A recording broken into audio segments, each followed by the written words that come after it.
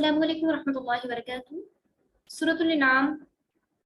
Lecture number 4 آیت number 35۔ آج ہم سورۃ الانعام کی آیت نمبر 35 سے سٹارٹ کریں گے انشاءاللہ۔ اللہ رب العزت سے دعا ہے ہمیں صحیح پڑھنے اور اس پر عمل کرنے کی توفیق عطا فرمائے۔ بسم اللہ الرحمن الرحیم۔ شروع اللہ رب العزت کے ببرکت نام سے جو بڑا مہربان نہایت رحم والا ہے۔ ربی اشرح لی صدری ویسر لی امری واحلل عقدۃ من لسانی یفقہوا قولی۔ آمین آمین آمین۔ وَإِن كَانَ كَبُرَ عَلَيْكَ إِعْرَاضُهُمْ، اور اگر تھوڑا سا عجیب یا گراں گزرتا علیکہ آپ صلی اللہ علیہ وآلہ وسلم پر اعراضهم ان کا منہ پھیرنا، فَإِنِ اسْتَطَعْتَ تو اگر تم سے ہو سکے ان تبتغی ڈھونڈ لو نفقاً کوئی سرنگ، فی الارض زمین میں، او سلمن یا کوئی سیڑھی لگا لو، فی السماء یا آسمان کو، فتأتیہم بآیہ پھر لے آؤ ان کے پاس کوئی بآیت نشانی، ولو شاء اللہ اور اگر اللہ نے چاہا، لجمعہم تو انہیں جمع کر دیتا، علی الہدی ہدایت پر، فلا تکونن من الجاہلین سو آپ صلی اللہ علیہ وآلہ وسلم بے خبروں میں سے نہ ہو جائیے۔ انما یستجیب الذین یسمعون صرف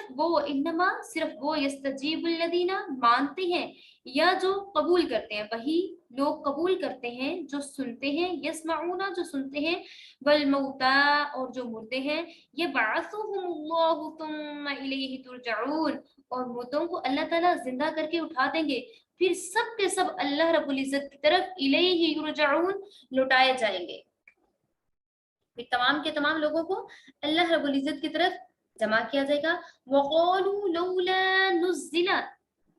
اور یہ کہتے ہیں کیوں نہیں اتاری گئی، نزلہ اتاری گئی، علیہ آیۃ من ربہ ان پر کوئی نشانی ان کے رب کی طرف سے۔ قل کہہ دیجئے، قل آپ صلی اللہ علیہ وآلہ وسلم کہہ دیجئے، ان اللہ قادر علی ان ينزل آیۃ ولکن اکثرهم لا يعلمون۔ آپ صلی اللہ علیہ وآلہ وسلم فرما دیجئے اللہ تعالیٰ کو بے شک پوری قدرت حاصل ہے کہ اس پر وہ معجزہ نازل فرما دے،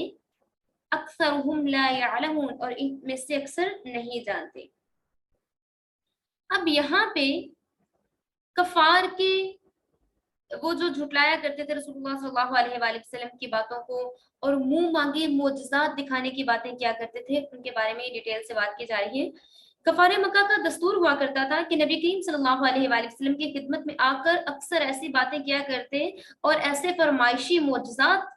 مانگا کرتے تھے کہ خود رسول اللہ صلی اللہ علیہ وآلہ وسلم حیران ہوتے اور ان پر ایک گراں گزرتا، ان کی طبیعت کو یہ عجیب محسوس ہوتا کہ یہ لوگ کیسی باتیں کر رہے ہیں۔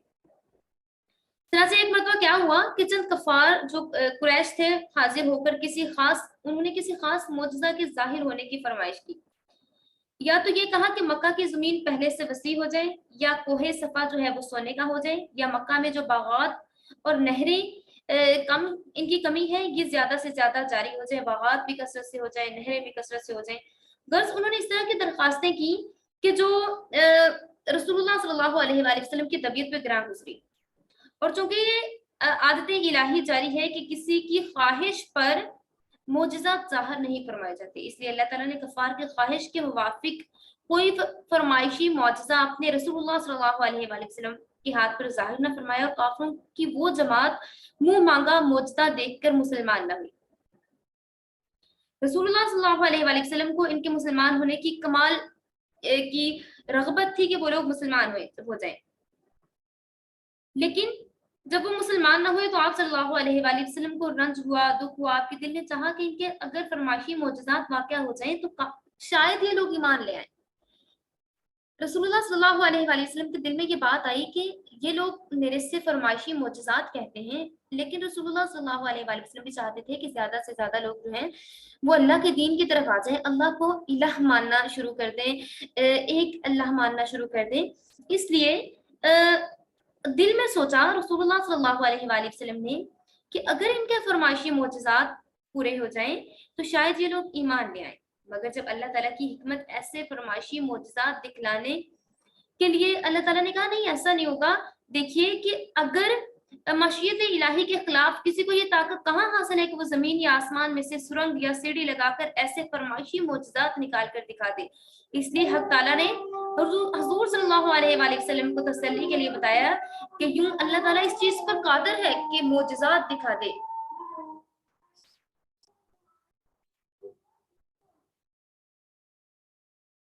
اللہ رب العزت نے رسول اللہ صلی اللہ علیہ وآلہ وسلم کو تسلی کے لیے بتایا کہ یوں تو اللہ تعالیٰ اس چیز پر بھی قادر تھا کہ یہ جو لوگ چاہتے مینس کے چاہتے تھے کہ ان کے فرمائشی معجزات یہ جو کر رہے ہیں کہ ہمارے جو ہم فرمائش کر رہے ہیں وہ معجزات دکھلا دیے جائیں تو ایسا پاسبل ہو سکتا تھا. اللہ تعالیٰ کے لیے یہ چیز مشکل نہیں ہے, کن فرما دینے سے ہر کام ہو جاتا ہے اللہ تعالیٰ اگر چاہے تو. لیکن اللہ تعالیٰ نے رسول اللہ صلی اللہ علیہ وآلہ وسلم کو بتایا کہ یہ لوگ ایسے ہیں, منکرین ایسے ہیں, ان سے توقع نہ رکھیے کہ یہ سب لوگ ایمان لے آئیں گے جن کے دل کان بہرے ہو گئے ہیں, جن کے دل اور کان ان پہ مہریں لگا دی گئی ہیں. ٹھیک ہے, ختم اللہ علی قلوبہم کہ جن کے دلوں پر اللہ تعالیٰ نے مہر لگا دی, وعلی سمعہم وعلی ابصارہم سورۃ البقرہ کی آیت ہے کہ جن کے دلوں پہ اللہ تعالیٰ نے مہر لگا دی. اب اگر یہ بار بار فرمائشیں بھی کر رہے ہیں کہ کوہ صفا کو سونے کا بنا دیا جائے اور عرب میں بہت زیادہ درخت اگا دیے جائیں, صحرا کو ختم کر دیا جائے, نہریں چلا دی جائیں, تو اگر ایسا کر بھی دیا جائے تو یہ لوگ پھر بھی ایمان لانے والے نہیں ہیں.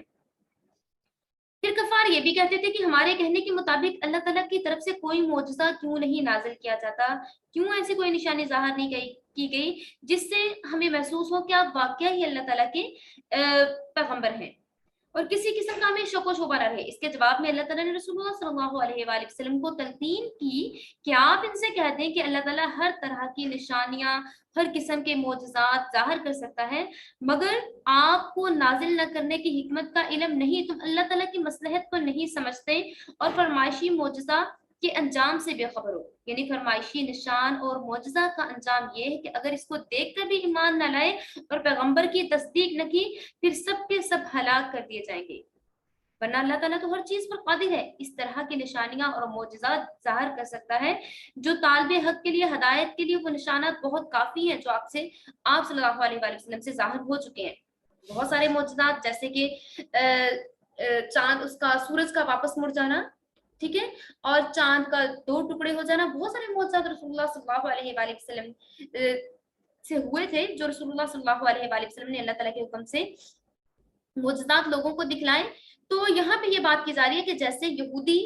جو تھے انہوں نے حضرت موسیٰ علیہ السلام سے کہا کہ ہم اللہ تعالیٰ کو جہرتاً کھلم کھلا دیکھنا چاہتے ہیں, ٹھیک ہے, لیکن پھر جیسے ہی اللہ تعالیٰ نے تجلی فرمائی تو وہ تاب نہ لا سکے, سب کے سب جل کے خاک ہو گئے, جل گئے سب لوگ. تو اس لیے یہاں پہ یہ بات کی جا رہی ہے کہ اگر آپ کو آپ کے فرمائشی معجزات دکھا دیے جائیں, اس کے باوجود اگر آپ لوگ ایمان نہیں لائیں گے تو پھر ایسا ہو سکتا ہے کہ اللہ تعالیٰ کی طرف سے تمام کے تمام لوگوں کو ہلاک کر دیا جائے. وَمَا مِن دَابَّةٍ فِي الْأَرْضِ وَلَا طَائِرٍ يَطِيرُ بِجَنَاحَيْهِ إِلَّا أُمَمٌ أَمْثَالُكُمْ, اور جتنے قسم کے جاندار زمین پر چلنے والے ہیں اور جتنے قسم کے پرندے ہیں, جانور ہیں, وہ اپنے دونوں بازوؤں سے اڑتے ہیں. پرندے اپنے بازوؤں سے اڑتے ہیں. امثالکم بجناحیہ اپنے 2 پروں سے, الا سوائے امم جماعتیں, امثالکم تمہاری طرح سے, ما فرطنا نہیں چھوڑی ہم نے فی الکتاب کتاب من شیء کسی قسم کی کوئی کمی, ثم الیہ الی ربہم یحشرون پھر تمام کے تمام لوگوں کو اکٹھا کیا جائے گا اللہ رب العزت کی طرف. والذین کذبوا بآیاتنا صم وبکم فی الظلمات, اور جو لوگ ہماری آیتوں کی تکذیب کرتے ہیں, جھٹلاتے ہیں, والذین کذبوا بآیاتنا, اور جو لوگ ہماری آیات کو جھٹلاتے ہیں, کذبوا جھٹلا دینا, انکار کر دینا, بآیاتنا ہماری آیات کو, صم بکم فی الظلمات ہماری آیات کو جھٹلا دیا انہوں نے, سمن وہ بہرے ہیں اور گونگے ہیں اور وہ اندھیروں میں ہیں. من یشاء اللہ یضلل, اور جس طرح کے وہ ظلمتوں میں ہیں, اندھیرے میں ہیں, جس کو چاہے اللہ تعالیٰ اسے گمراہ کر دے. ومن یشاء یجعلہ علی صراط مستقیم, اور جسے چاہے اللہ تعالیٰ یجعلہ چلا دے علی صراط مستقیم، سیدھے رستے کی طرف۔ اور جو لوگ ہماری آیات کی تکذیب کرتے ہیں وہ تو بہرے اور گونگے ہو رہے ہیں، اندھیروں میں چلتے جا رہے ہیں، طرح طرح کی ظلمتوں میں گرتے چلے جا رہے ہیں۔ اللہ تعالیٰ جس کو چاہے اس کو بے راہ کر دے اور جس کو چاہے سیدھی راہ دکھا دے۔ قل ارائیتکم ان اتاکم عذاب اللہ او اتتکم الساعۃ اغیر اللہ تدعون ان کنتم صادقین۔ آپ صلی اللہ علیہ وآلہ وسلم کہیے کہ اپنا حال تو بتائیں کہ اگر تم اللہ تعالیٰ، اگر تم خدا کا کوئی عذاب جھیل لیں، اگر تم میں سے کوئی خدا کا عذاب جھیل لے یا کسی پر خدا کا عذاب آ پڑے یا تم قیامت کے دن ہی وہاں پہ حاضر ہو جاؤ، تو کیا اللہ کے سوا کسی اور کو پکار سکو گے؟ اللہ تعالیٰ کی طرف سے ان آیات میں کہا جا رہا ہے قل ارائیتم، آپ صلی اللہ علیہ وآلہ وسلم ان سے کہہ دیجئے ان اتاکم عذاب اللہ، اگر تمہارے تک پہنچے اللہ رب العزت کا عذاب، او اتتکم الساعہ، یا پھر آپ پر قیامت کی گھڑی آ پہنچے، یا پھر بروزے قیامت ہو، یا پھر دنیا میں ہی کوئی عذاب ہو، یا جیسے بھی اللہ تعالیٰ کی طرف سے آپ پر یا تو عذاب آ جائے یا پھر قیامت کی گھڑی آ جائے، اغیر اللہ تدعون، کیا اس ٹائم بھی آپ اللہ رب العزت کے علاوہ کسی کو پکار سکو گے؟ ان کنتم صادقین، اگر تم سچے ہو۔ اس ٹائم پہ تو ظاہری بات ہے ان کی یہی حالت ہو رہی ہوگی، ان کو سامنے نظر آ رہا ہوگا بروز قیامت کے اس کے سوا کوئی رب نہیں ہے۔ پتہ تو ان کو اب بھی چل رہا ہے، کیونکہ جو یہودی اور نصارہ تھے ان کو صاف پتا تھا، ان کی اپنی بکس میں لکھا ہوا تھا، ریلیجیس بکس میں لکھا ہوا تھا کہ رسول اللہ صلی اللہ علیہ وآلہ وسلم احمد ہیں، آخری نبی ہیں، لیکن اپنی انا کی وجہ سے وہ لوگ اس چیز کو ایکسیپٹ نہیں کر رہے تھے۔ ٹھیک ہے، تو یہاں پہ پھر جب اللہ تعالیٰ ان پہ عذاب نازل کرے یا پھر قیامت کی گھڑی آ پہنچے تو رسول اللہ صلی اللہ علیہ وآلہ وسلم سے فرمایا جا رہا ہے کہ آپ ان سے پوچھئے کہ کیا آپ تب بھی کسی اور کو پکاریں گے؟ ان کنتم صادقین، اگر تم سچے ہو۔ بلکہ آپ کیا کرو گے؟ بل ایاہ، بلکہ آپ تو اسی کو پکارو گے، تدعون، تم پکارتے ہو، فیکشف، بس کھول دیتا ہے، ما تدعون، جسے پکارے ہو، الیہ، اس کے لیے، انشاء، اگر وہ چاہے، وما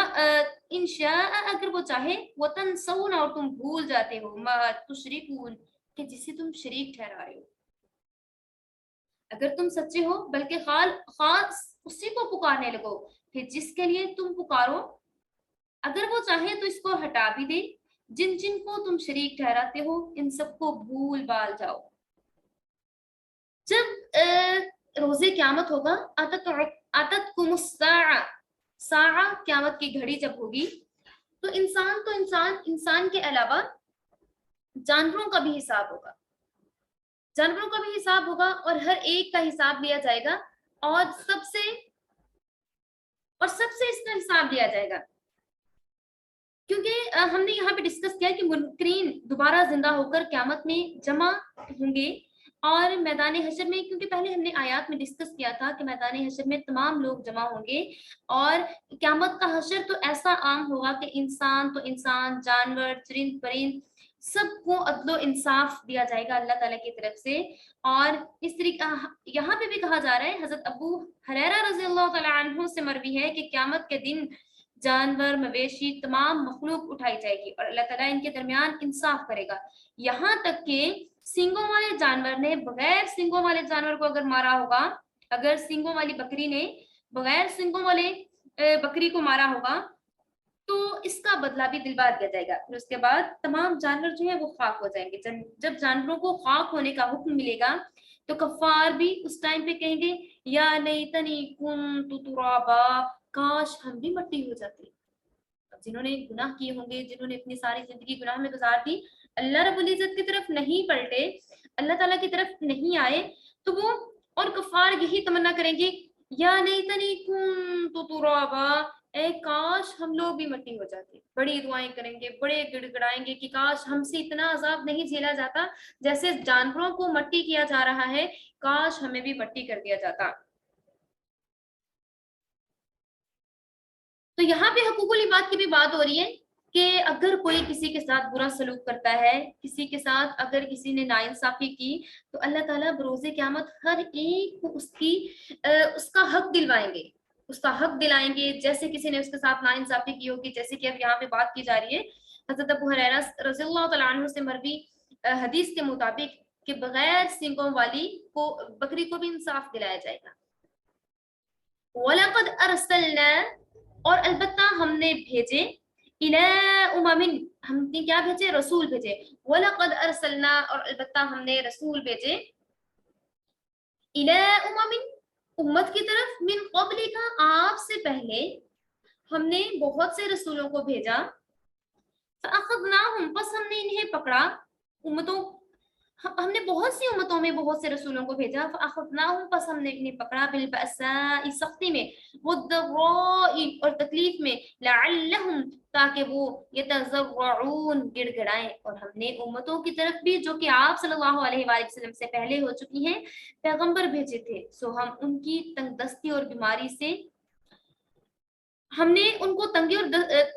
تنگی سے اور سختی سے بھی پکڑا تاکہ وہ لوگ گڑ گڑائیں اور ڈھیلے پڑ جائیں. فلولا پھر کیوں نہیں اذ جاءهم بأسنا تضرعوا ولكن قست قلوبهم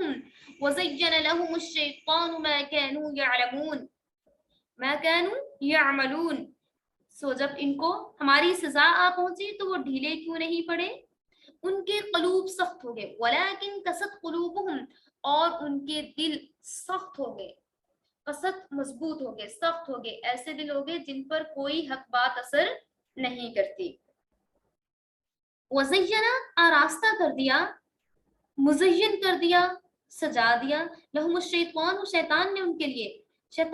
کے لیے ان چیزوں کو کہا کہ یہ بڑی پرکشش ہیں، یہ دنیاوی چیزیں جو ہیں یہ بڑی پرکشش ہیں. ما كانوا يعملون جن چیزوں میں وہ دلچسپی لیا کرتے تھے، دنیاوی کوئی بھی چیزیں تھی جنہیں وہ ہمیشہ اپنا مانا کرتے تھے، شیطان نے ان چیزوں کو اس کے لیے مور اٹریکٹیو بنا دیا کہ یہ پہلے سے زیادہ خوبصورت ہیں، دنیا کی زندگی پہلے سے زیادہ اچھی ہے. ان کے دلوں کو سخت کر دیا کہ ایمان کی طرف نہ پھر جائیں. اور پھر کیا ہو گیا؟ پھر یہ ہوا کہ شیطان نے ان کے لیے دنیا کو بڑا مزین کر دیا. وَزَيَّنَ لَهُمُ الشَّيْطَانُ اور شیطان نے دنیا کو ان کے لیے بڑا مزین کر دیا، آراستہ کر دیا، سجا دیا کہ دنیا کی زندگی تمام ہر طرح کی زندگی ہے جو کچھ وہ اس میں کیا کرتے تھے. فَلَمَّا نَسُوا مَا ذُكِّرُوا بِهِ فَتَحْنَا عَلَيْهِمْ أَبْوَابَ كُلِّ شَيْءٍ پھر جب وہ لوگ ان چیزوں کو بھولے رہے جن کی نصیحت انہیں کی جاتی تھی. ابواب كل شيء حتى اذا فرحوا بما اوتوا اخذناهم بغتة فاذا هم مبلسون یہاں تک کہ جب وہ خوش ہو گئے، یہاں تک کہ جب انہیں وہ چیزیں ملی تو وہ خوب اترا گئے، خوش ہو گئے کہ ہمیں دنیا میں چیزیں بہت مل گئی ہیں. اخذناهم بغتة فاذا هم مبلسون پھر کیا ہوا؟ اخذناهم ہم نے انہیں پکڑ لیا، بغتتاً اچانک سے. وہ دنیاوی زندگی میں اتنے مشغول ہو چکے تھے، اتنی انہیں اٹریکٹیو زندگی لگ رہی تھی. اذا فرحوا وہ بڑے خوش ہو رہے تھے کہ ہمیں تو دنیا کی تمام آسائشیں مل رہی ہیں، ہم اس میں رنگ رلیاں منا رہے ہیں، اپنی منمانیاں کر رہے ہیں. لیکن کیا ہوا؟ ہم نے ان کو ڈھیلا چھوڑا. اس کے بعد اخذناہم بغتتاً اور ہم نے انہیں اچانک پکڑ لیا. فاذا هم مبلسون اور وہ مایوس ہو گئے. فقطع دابر القوم الذين ظلموا والحمد لله رب العالمین پھر ہم نے کیا کیا؟ فقطع دابر القوم الذين ظلموا پھر ظالموں کی جڑوں کو کاٹ دیا. فقطع پھر کاٹ دی گئی دابر القوم جڑ قوم کفار کی، الذين ظلموا جن لوگوں نے ظلم کیا تھا. والحمد للہ رب العالمین اور تمام کی تمام تر تعریفیں اللہ رب العزت کے لیے ہیں جو کہ تمام جہانوں کا رب ہے. ان آیات میں خاص ترتیب سے پہلی امتوں میں عذاب اور دنیاوی وہ جو کام کیا کرتے تھے، دنیاوی چیزوں میں جو انٹرسٹ لیا کرتے تھے، ان چیزوں کو بیان کیا جا رہا ہے اور مخاطب کیا جا رہا ہے منکرین کو. رسول اللہ صلی اللہ علیہ وآلہ وسلم کی زبانی عذاب کی بتایا جا رہا ہے کہ عذاب کی محض دھمکی نہیں دی جا رہی، یہ ہو کر رہنے والا ہے. اور ساتھ ہی پہلی امتوں کے بارے میں بتایا جا رہا ہے کہ اگر وہ لوگ اس طرح سے کیا کرتے تھے، ان کی طرف بھی بہت سے انبیاء علیہ السلام کو بھیجا گیا. وَلَقَدْ أَرْسَلْنَا إِلَىٰ أُمَمٍ مِّن قَبْلِكَ اور ہم نے بہت سے رسولوں کو بھیجا بہت سی امتوں کی طرف. لیکن کیا کیا؟ انہوں نے اپنی سختی سے انہوں نے ڈرایا انہیں سختی سے، تکلیف سے. لیکن وہ لوگ جو تھے کبھی ان کی مان لیتے کبھی ان کی نہ مانتے، ان کے پھر دل سخت ہوتے گئے. تو یہاں پہ یہ چیز ڈسکس کی جا رہی ہے اللہ تعالیٰ کی طرف سے کہ پھر اللہ تعالیٰ نے کیا کیا کہ جو لوگ اللہ تعالیٰ کے نہیں مانتے تھے پہلے زمانے میں بھی طرح طرح کے عذاب آ چکے ہیں, قوموں کی ہلاکت ہو چکی ہے. گزشتہ قوموں کی ہلاکت کا ذکر خاص طور پر ان آیات میں فرمایا گیا ہے, کیونکہ بعض مصائب جب آ کر ٹل جاتے ہیں تو نادان جو ہے انہیں دھوکا ہوتا ہے کہ یہ سزائے اعمال نہ تھی ورنہ ٹلتی کیوں. اس لیے منکرین کو سنا دیا گیا کہ گزشتہ قوموں کی پکڑ اور ہلاکت کی ترتیب بھی یہی تھی کہ پہلے ان پر عذاب ہوا, قحط سالی ہوئی اور جان مال کا نقصان ہوا, دیگر مصائب امراض وغیرہ میں مبتلا کر کے ان کی گرفت کی, ٹھیک ہے, بس اور انہیں تکلیف میں مبتلا کیا, لعلہم یتضرعون, تاکہ وہ لوگ گڑ گڑا کے اللہ تعالیٰ سے معافی مانگے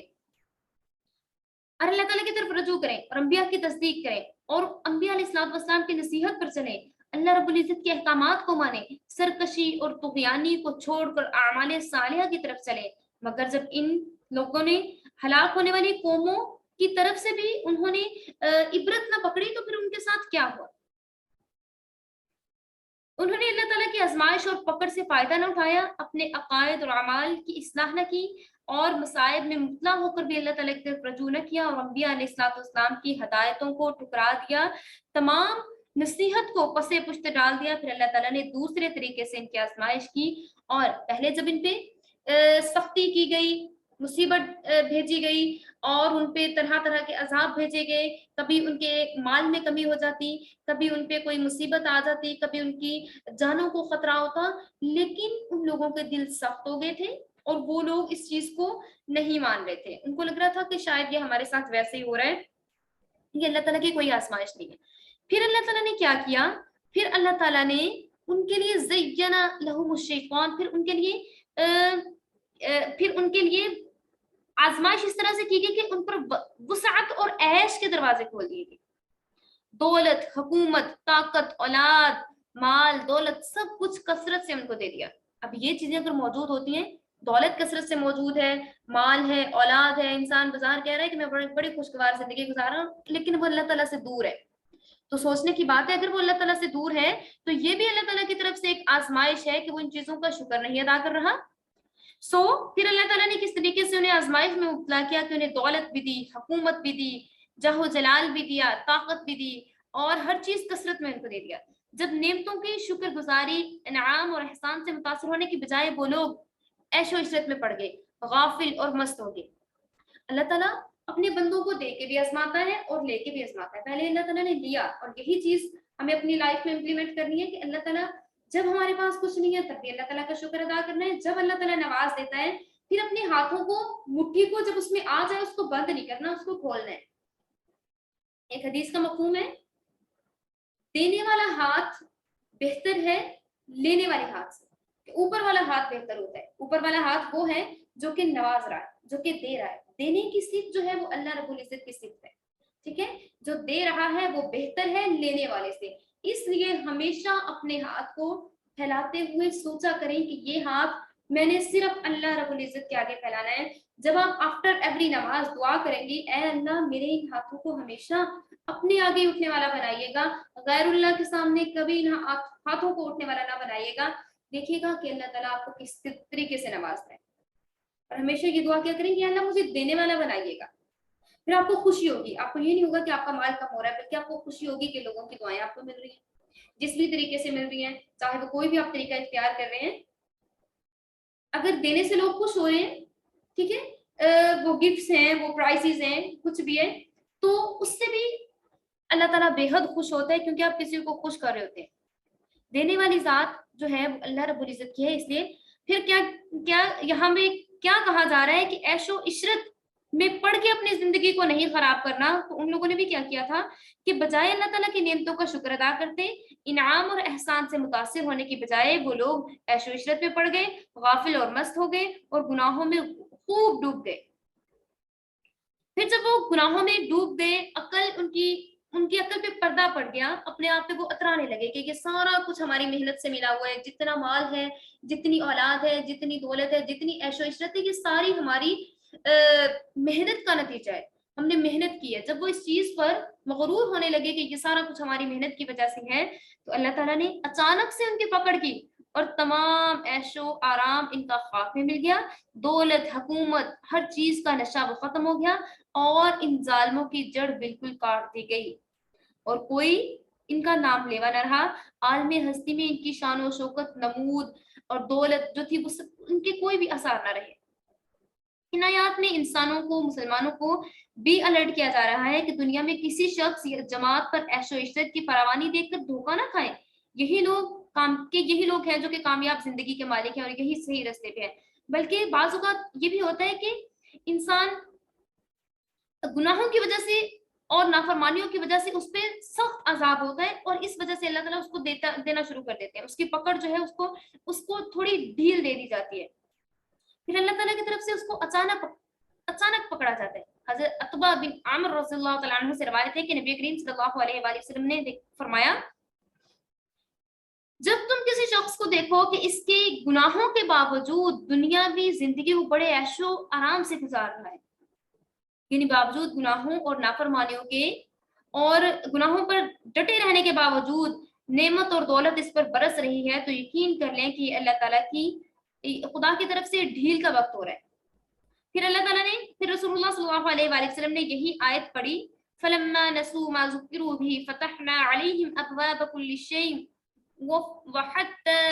حَتَّى إِذَا فَرِحُوا بِمَا أُوتُوا أَخَذْنَاهُمْ بَغْتَةً فَإِذَا هُمْ مُبْلِسُونَ۔